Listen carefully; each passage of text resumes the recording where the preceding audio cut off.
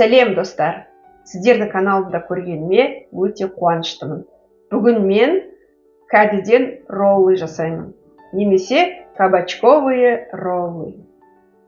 Кәдіні таңдағанда үлкен емес, орташасын таңдауға тырысыңыздар. Енді кәдіні кесіп бастаймын, жұқалап.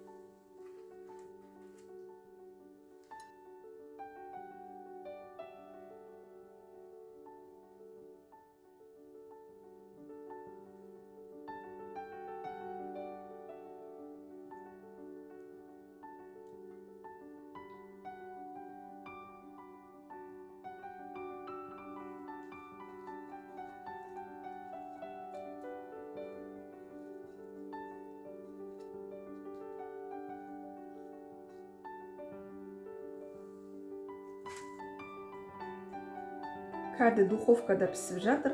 Қазір мен соусын және салмасын дайындаймын. Бізге майонез керек, песто соусы керек 1 шай қасық.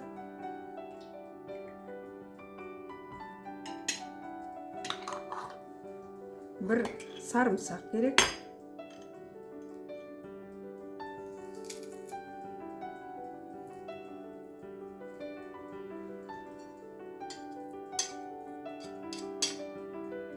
Тұз саламыз дәміне қарай.